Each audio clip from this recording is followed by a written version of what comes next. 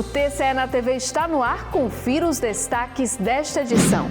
Tribunal de Contas de Sergipe inicia sessão plenária em 2025 com julgamento de processos e medidas cautelares e com a reafirmação de zelar pelo dinheiro público e contribuir com o desenvolvimento do Estado. No ano de 2024, esta Corte julgou 5.169 processos e vamos todos trabalhar para que este número seja ainda maior no ano de 2025. Membros do TCE enaltecem a ascensão da desembargadora Yolanda Guimarães à presidência do Tribunal de Justiça do Estado, celebrando a liderança feminina. A doutora Yolanda Guimarães tem uma carreira na magistratura muito elogiosa, há uma expectativa muito grande. Posse da nova mesa diretora da Alese para o biênio 2025-2027 é prestigiada por conselheiros da Corte de Contas sergipana e representantes do Ministério Público de Contas. E ainda o papel das controladorias internas para o bom uso do dinheiro público é o tema da semana do quadro Diálogo Cidadão. O jornalista Messias Carvalho conversou com a secretária responsável pela pasta em São Cristóvão, Lucimara Souza. Fique com a gente, a revista eletrônica do Tribunal de Contas de Sergipe já está no ar. Os conselheiros do TCE iniciaram neste mês de fevereiro as análises de processos e protocolos nas sessões das câmaras e do Pleno em 2025. E na primeira sessão plenária do ano, a presidente Suzana Azevedo prestou contas das ações desenvolvidas no primeiro ano de gestão e também já realizadas esse ano. A reportagem é de Juliane Balbino e Mica Neto.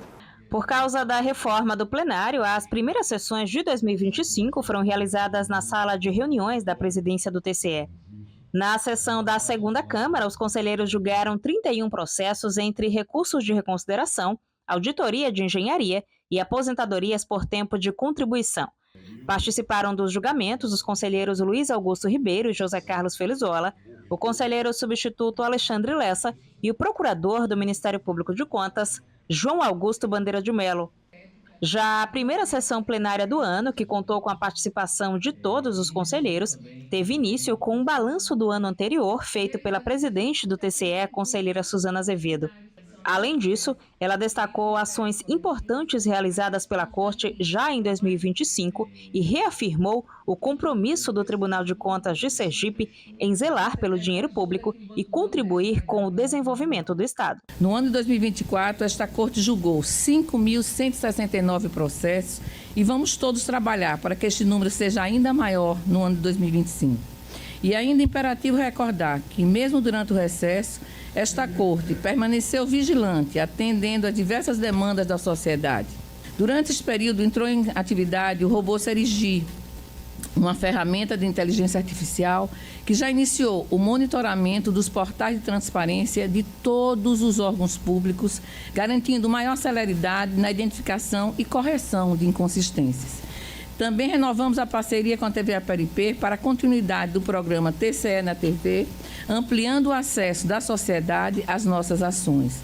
No campo da capacitação, firmamos parceria com o Conselho Regional de Contabilidade e a Secretaria de Transparência para a realização de treinamentos voltados à contabilidade pública com temas essenciais para a gestão fiscal responsável, inclusive como com orçamento público, como compliance e outras ferramentas que nós precisamos, que nós atuamos. Depois, a sessão seguiu com o julgamento de 35 processos e protocolos. Entre os assuntos da pauta estiveram denúncias com pedido de medida cautelar, prestações de contas, representações e ofício. Você pode conferir os detalhes dos julgamentos no site do TCE ou assistir às sessões completas no canal da Corte no YouTube. O Tribunal de Justiça de Sergipe vai ser presidido por uma mulher depois de 15 anos, a desembargadora Yolanda Guimarães. Membros do TCE e do Ministério Público de Contas prestigiaram a solenidade de posse. A posse da nova mesa diretora do Tribunal de Justiça de Sergipe foi prestigiada por autoridades, familiares e amigos dos empossados. Entre os que marcaram presença na cerimônia realizada na última segunda-feira no Palácio da Justiça, estavam a presidente do TCE, conselheira Suzana Azevedo, além de outros membros do Tribunal de Contas e servidores. A desembargadora Yolanda Guimarães presidirá o órgão no biênio 2025-2027 e destacou que entre as prioridades da gestão estarão a agilidade nos julgamentos e o enfrentamento às diversas formas de preconceito. Esses preconceitos têm que ser enfrentados não só dentro do tribunal, mas fora do tribunal. E priorizar também o investimento em tecnologia, com o aprimoramento da inteligência artificial, porque hoje já é uma realidade e nós temos que estar à frente e acompanhando todas as resoluções, colocando em prática as determinações do Conselho Nacional de Justiça. Além da presidente, a nova mesa diretora é composta pelo vice-presidente, o desembargador Etélio de Carvalho Prado Júnior, e pelo corregedor-geral da Justiça, desembargador Edivaldo dos Santos. Ao comentar a posse da quarta mulher a comandar o TJ em Sergipe, a presidente do TCE enfatizou a importância do protagonismo feminino em espaços de poder e destacou a trajetória da nova presidente do Poder Judiciário sergipano. É um momento muito significativo para o Estado de Sergipe, quando pela primeira vez nós vamos ter uma presidente do Tribunal de Contas, uma presidente do Tribunal de Justiça e uma prefeita de Aracaju. Então as mulheres têm uma oportunidade única de mostrar todo o trabalho, toda a determinação, todo o foco de fazer o melhor para o Sergipe. E eu tenho certeza que a empossada de hoje é uma das pessoas mais competentes que eu conheço. Foi juíza brilhante, uma desembargadora competentíssima e fará um trabalho que vai ficar na história do Tribunal de Justiça, porque ela é daquelas que quando ela pega, ela realmente faz, ela faz acontecer. O procurador-geral do Ministério Público de Contas, Eduardo Cortes, e o procurador João Augusto Bandeira de Melo também marcaram presença na cerimônia e comentaram as expectativas com a nova gestão. Muito competente o discurso da desembargadora Yolanda, falando de democracia, falando de defesa da justiça. E eu acho que é um marco aqui, essa nova mesa diretora, desembargador Edivaldo, desembargador Etélio. Enfim, mais 2 anos do Tribunal de Justiça, levando esse legado dessa excelente gestão do desembargador Ricardo Múcio. E essa parceria, né? Tribunal de Contas, Tribunal de Justiça, Ministério Público de Contas, Sergipe unido, o Estado de Sergipe unido, as instituições unidas em prol do desenvolvimento sergipano. A doutora Yolanda Guimarães tem uma carreira da magistratura muito elogiosa, é uma expectativa muito grande por toda a direção do Tribunal de Justiça. Ela fez um discurso muito bonito, muito forte em defesa da democracia, da independência do Poder Judiciário. Então eu tenho certeza que os magistrados e a sociedade sergipana estão muito satisfeitos com essa posse hoje e as expectativas são as melhores possíveis. E o início de fevereiro também foi marcado pela posse da nova mesa diretora da Assembleia Legislativa. Representantes da Corte de Contas sergipana e do MPC também estiveram presentes no evento. A sessão especial que deu posse à nova mesa diretora da Assembleia Legislativa de Sergipe para o biênio 2025-2027 marcou a abertura dos trabalhos do Poder Legislativo em 2025. A conselheira-presidente Suzana Azevedo, o conselheiro Luiz Alberto Menezes e o procurador-geral do Ministério Público de Contas, Eduardo Cortes, acompanharam a cerimônia na Alese, junto com os 24 deputados estaduais, o governador do estado, Fábio Mitidieri, e outras autoridades. A presidência da Alese continuará com o deputado Jefferson Andrade. Além dele, também compõem a nova mesa diretora os deputados Garibaldi Mendonça, que foi reeleito vice-presidente, Luciano Bispo como primeiro secretário, Marcelo Sobral, segundo secretário, Carminha Paiva, terceira secretária, e Geórgio Passos, quarto secretário. A seguir, no quadro Diálogo Cidadão desta semana, a gente destaca a importância das controladorias internas dos municípios para o bom andamento das gestões. É depois do intervalo TCE na TV. Volta já!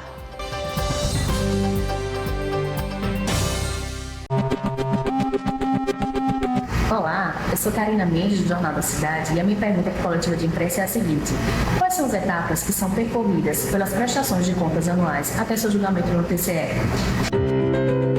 Olá, Karina. As contas anuais, sejam as contas de governo ou as contas de gestão, elas são encaminhadas ao Tribunal de Contas no exercício seguinte ao qual elas se referem. Após protocoladas e devidamente autuadas, as contas são encaminhadas a um conselheiro relator, que, por sua vez, as encaminhará à Coordenadoria de Controle e Inspeção e após isso será analisada por um auditor de controle externo, que emitirá um relatório preliminar. E havendo irregularidades, o gestor será chamado aos autos para exercer o contraditório. Em seguida, o auditor analisará esses argumentos e concluirá a instrução, emitindo um relatório conclusivo. Em seguida, as contas são encaminhadas ao Ministério Público de Contas, que emitirá um parecer opinativo e devolverá ao conselheiro relator para a emissão do voto. Após emitido o voto, o processo é encaminhado para a deliberação do plenário. Se forem contas de governo, o tribunal emite um parecer prévio pela aprovação, pela rejeição ou pela aprovação com ressalvas, e o processo será encaminhado para posterior julgamento da Casa Legislativa, no caso a Assembleia ou as câmaras de vereadores. Se forem as contas de gestão, ou seja, dos ordenadores de despesa, o tribunal julga direta e definitivamente, seja pela regularidade com ressalvas ou pela irregularidade.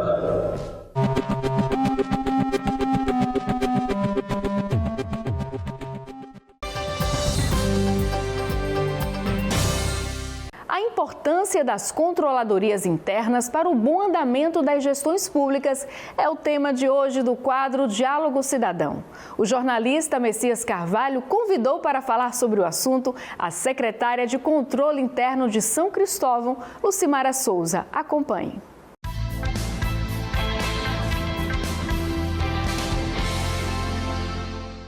No Diálogo Cidadão de hoje, vamos falar sobre controle interno. A nova legislação, 14.133, traz uma expertise maior para esse cargo, que faz parte de todo jurisdicionado ter esse cargo estabelecido. É um cargo em nível de secretário, mas exige que ele tenha uma autoridade gigante, talvez tal igual ao prefeito. Esse é o tema que eu vou debater aqui com a doutora Maria Lucimara Souza, defensora, controladora de São Cristóvão, né, e defensora dessa temática. Sim. Faz, inclusive, parte de um fórum, foi criado agora um fórum, para concentrar as discussões em torno do controle interno. Doutora, obrigado por ter aceito o nosso convite, no nosso Diálogo Cidadão. Como a senhora definiria hoje o papel desse importante agente público, que é aquele que tem a responsabilidade de fazer o controle interno? Primeiro, quero agradecer, por estar representando os controladores do Estado. Falar um pouco do fórum, O fórum foi criado justamente para isso, para o fortalecimento dos controladores, que, como estávamos conversando no início, nem sempre tem o poder da voz, então o fórum é com o intuito de fortalecer essa classe. E o papel do controle interno, ele é extremamente importante no município. Ele às vezes é visto como vilão, porque sai muito não, mas aquele não que sai do controlador, ele nada mais é para proteger o gestor. Eu sempre falo, Na gestão pública a gente tem os pilares, como se fosse uma casa, que são as políticas públicas. E toda casa ela precisa de um telhado.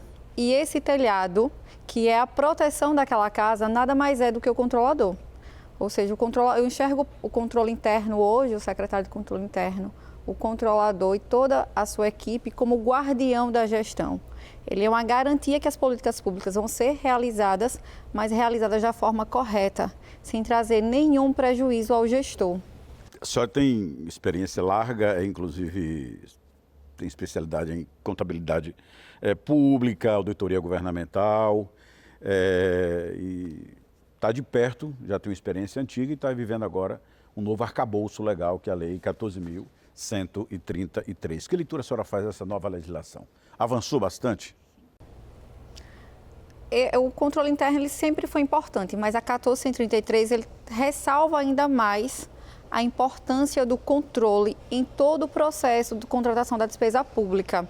O controle, se a gente pegar a lei e analisar, o controle ele é citado por diversas vezes. E agora ele deixa muito bem claro a atuação do controle interno nas 3 linhas de defesa, que é a análise prévia, o acompanhamento daquela execução e o depois, que seria a auditoria propriamente dita. Ou seja, a 14.133, ela fortalece ainda mais e traz ainda mais a importância do controle interno em toda a contratação pública. Todo mundo lhe pergunta, como é que funciona esse controle? Como é que a senhora consegue estabelecer, uma vez que, em regra geral, quem manda é o prefeito, nem sempre cumpre o seu PPA, seu plano plurianual, quer fazer muitas vezes as coisas ao arrepio da legislação, não quer transparência. Como é atuar nisso tudo? Então, São barreiras que vocês enfrentam. Né? São barreiras que alguns colegas enfrentam. Eu fui agraciada em trabalhar com um gestor que sempre me ouviu, que toda vez que eu levei alguma sugestão de capacitação, de implantação de fluxo, de melhoria no sistema, da execução do controle, porque o controle ele não acontece somente na Secretaria de Controle Interno, ele é todo um sistema que envolve todas as secretarias. Então, eu tive a sorte de sempre ser ouvida, né? Mas muitos colegas enfrentam muitos desafios nesse processo, realmente. Hoje é bom a gente citar a matriz de responsabilização estabelecida pela nova legislação. Não só o controle interno, como o fiscal do contrato, o gestor de contrato. A senhora já conseguiu implementar isso no seu trabalho? Estamos em processo de implantação, cobrando muito do papel do fiscal do contrato. Muitas vezes eu já tenho uma vasta trajetória, né, na administração pública, e muitas vezes o fiscal do contrato, ele era uma pessoa que era nomeada e muitas vezes nem sabia para aquilo que ele foi nomeado, que ele, na verdade, uma portaria lá indicando ele, na verdade, ele foi indicado como fiscal de um contrato e muitas vezes ele nem tinha conhecimento daquela indicação. Em outros casos, logo quando eu iniciei, não tinha nem a figura do fiscal do contrato. Lá, por exemplo, no município, a gente tem uma instrução normativa lá com as funções, tudo que o fiscal precisa fazer, o fiscal e o gestor do contrato, que é fazer aquele acompanhamento. Já houve capacitações, vamos também com a nova gestão, que também é uma apoiadora do controle, fazer esse programa de capacitação para esses fiscais e gestores, porque uma vez, o controle interno ele é um órgão de assessoria, uma vez que ele não assessora, ele está trazendo a responsabilidade para si. Então, nessa matriz de responsabilidade, ele não tem como acompanhar absolutamente tudo, mas tem a figura do fiscal do contrato que ele precisa treinar, capacitar, acompanhar e ver se, de acordo com as atribuições, aquele fiscal tem a competência devida para fiscalizar aquele determinado contrato, porque não adianta um contador ser um fiscal de um contrato de obra e engenharia, porque ele não tem essa expertise. Então, lá a gente faz todo esse trabalho. Hoje tem que controlar tudo mesmo e todo mundo responde, né, no grau de responsabilidade. Hoje, a nova lei ela deixa claro, né, desde o início do processo, tem a segregação de função, né, das funções, aí desde o início do processo até a finalização, ele passa por várias mãos e essas mãos, cada uma tem a sua responsabilidade. E a lei estabelece punições, né, para qualquer problema nesse curso. A senhora disse que teve a felicidade de encontrar um gestor na sua atuação primeira, e agora continuando, que deu a devida correspondência. Como fazer se o gestor não quiser cumprir o que recomenda o controle interno? Então, o controle... Esse assunto, me permita, esse assunto, a senhora inclusive é membro também da Comissão de Contabilidade, aplicado ao setor público, do Conselho de Contabilidade. Então, esse assunto deve estar na pauta de vocês, inclusive no fórum, né? Sim, é um assunto extremamente discutido e o tempo inteiro.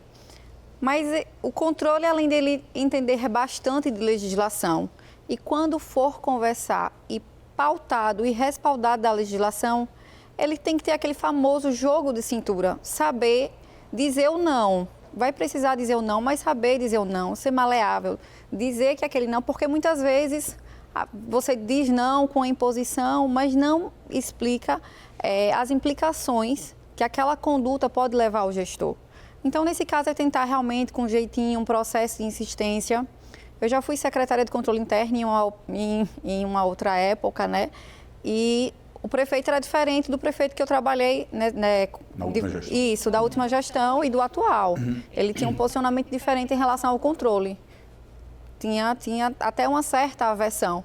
Mas aí eu consegui, com um jeitinho mesmo, com uma conversa, mostrando quais implicações aquilo ia trazer. E dos últimos anos, né, de quando eu comecei até hoje, apesar de ser nova, já atuo na administração pública já tem um tempinho, muitos casos de responsabilização, de penalização vêm surgindo. Então, o controle, o externo, ele está bem mais eficiente. Com o avanço da tecnologia, né, ele está bem mais eficiente. Então, o controle interno, ele precisa acompanhar esses avanços e o gestor entender que o controle, ele é um aliado da gestão. Ele não está ali para dizer não. A lei traz um espírito da sabedoria popular. Quem não ouve cuidado, ouve coitado. É mais ou menos assim que deve falar para o jurisdicionado de que ele precisa ouvir o controle interno, ouvir a legislação. Transparência. E como é que tem funcionado o establishment da transparência? O Tribunal de Contas, inclusive, tem priorizado atuações também em cobrar do jurisdicionado transparência, não só no seu portal, em todas as suas ações. Então, houve uma mudança, né, da métrica utilizada, é uma métrica nova agora, né, o Plano Nacional de Transparência Pública, que foi adotado pelo Tribunal de Contas e todos os jurisdicionados. Sergipe foi agraciado de ficar em segundo lugar, e esse segundo lugar que o nosso estado ficou, eu tenho plena certeza que foi devido a essa união dos controladores internos através de discussões, de tirar dúvidas. Lá em São Cristóvão a gente teve o selo diamante, a gente ficou com 99%, quase 100%. A gente teve o selo diamante e lá a gente tem, eu vou falar um pouco das minhas experiências, né? Lá a gente tem repetidamente feito a atualização do portal e verificado se todas as ações da gestão estão disponibilizadas de fácil acesso para o público. O tribunal, inclusive, tem priorizado isso, dado até o suporte. Como é que vocês estão nesse entendimento com o tribunal? Então, houve uma aproximação muito grande com o PNTP, dos controles internos, com o Tribunal de Contas, para tirar dúvidas, para orientação. Está sendo um contato muito bom e essa ponte que está acontecendo entre o controle externo e o município, essa ponte está sendo o controle interno. E em relação à transparência, o resultado que a gente atingiu no estado foi justamente devido a isso. Foi devido a essa união dos controladores e essa busca ao Tribunal de Contas, que aceitou facilmente e tem se colocado à disposição o tempo inteiro para fazer a avaliação, deu a oportunidade de melhorar e refazer a avaliação para alguns casos. Então, essa troca foi muito grandiosa, tanto que a gente ficou o menor estado, né, do país, foi o segundo melhor colocado em transparência pública. E a doutora Suzana disse que esse ano que é o primeiro, então a gente vai buscar isso. E a fiscalização, né, a atuação e, claro, o cumprimento dessas métricas e, evidentemente, da legislação, a Lei 14.133. Né? Hoje, toda gestão tem que ter o seu controle interno. Sim, né? Com certeza. Então, virou aquela secretaria imexível. E o conselho que eu dou aos novos gestores é que procure um controle interno técnico. Que procure, porque não adianta mais ser aquela pessoa, um cargo político, porque precisa que seja técnico. Porque o controle interno, ele tem que lidar com diversas legislações e acompanhar essas mudanças o tempo inteiro. Pois é, controle interno em alta, né, em função da nova legislação, eu diria até um compromisso com o erário, né? Com o dinheiro público sendo bem colocado. Doutora, muito obrigado por sua vinda ao nosso Diálogo Cidadão e recomendando àqueles que integram o fórum, quem não integra ainda passa a integrar o fórum, estabelecer sempre a discussão dessa matriz de responsabilidade muito séria. A senhora falou, fiscal do contrato não é mais, não pode ser figura decorativa, tem que atuar para valer. De jeito nenhum. E hoje, quando o órgão fiscalizador ele chega em um município, um órgão fiscalizador externo, ele chega no município para averiguar algo, as primeiras pessoas que eles vão procurar é o controle interno e depois o fiscal daquele contrato que ele está investigando. É a porta de entrada. Muito obrigado, doutor. Um grande abraço. Obrigado, senhor. Obrigado. A entrevista com trechos inéditos você pode ouvir no Spotify e também em nossas redes sociais. O TCE na TV de hoje fica por aqui. Obrigada por sua companhia e até o nosso próximo encontro.